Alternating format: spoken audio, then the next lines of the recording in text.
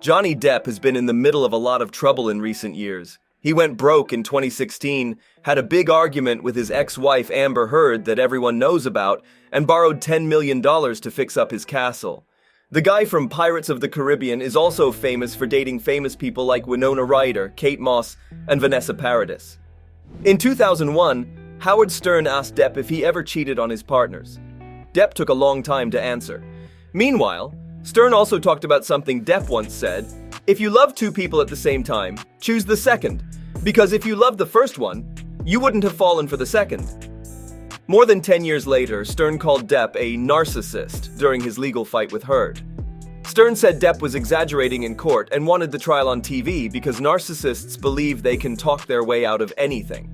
Stern said Depp acted like a big narcissist, thinking he could charm everyone on TV. Stern thought Depp's plan to have cameras in the courtroom didn't help him.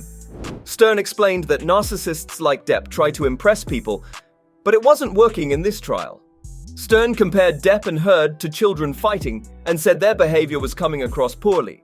Stern mentioned that he would play clips from the trial where Depp was talking, and he believed Depp was overreacting and making up his words on the spot. Stern felt Depp was making a mistake by putting the trial on TV in any way. During the phone interview with Stern, Depp was living in France with Paradis and their 2-year-old daughter, Lily Rose. He mentioned to the host that although he wasn't officially married, he had settled down with the French actress. As usual, Stern proceeded to ask about Depp's fidelity in relationships. Stern commented, "Your issue is this: you're incredibly good looking." His co-host, Robin Quivers, brought up the example of Kate Moss, who had a difficult time when their relationship ended.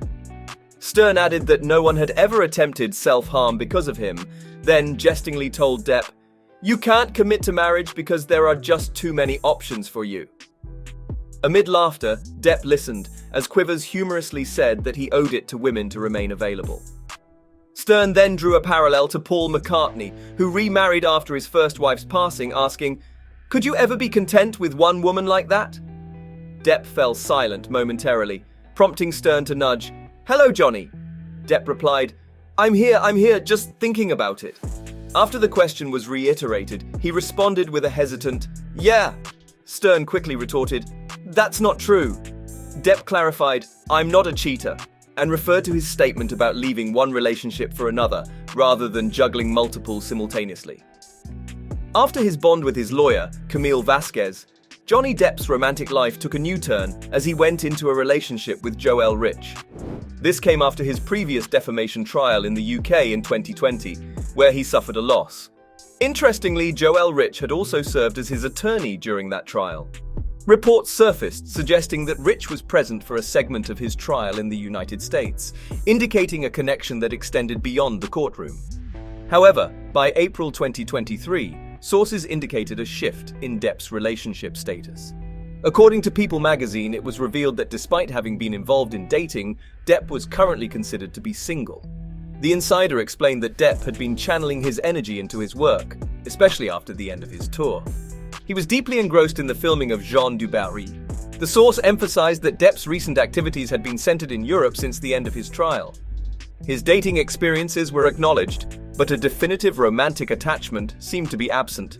In contrast, Depp's ex-wife, Amber Heard, was depicted as taking a different trajectory. Heard had relocated to Spain, a move that was linked to her desire for increased privacy and a fresh start after the trial. The insider's perspective conveyed Heard's emotional exhaustion and disillusionment resulting from the trial's outcomes.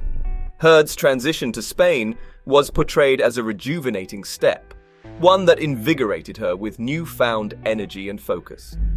Her aspirations centered around her work and creative efforts, reflecting a renewed sense of determination and positivity. The account painted a picture of Heard's resilience as she sought to leave the trial's adversities behind and embrace a future characterized by personal growth, professional accomplishments, and a commitment to her passions. Let's see how Amber Heard and Johnny Depp are going to move ahead in their life after their past incidents. What's your take on this topic? Tell us in the comments section below. That's it for today's video. Hit that subscribe button and ring the notification bell to stay updated.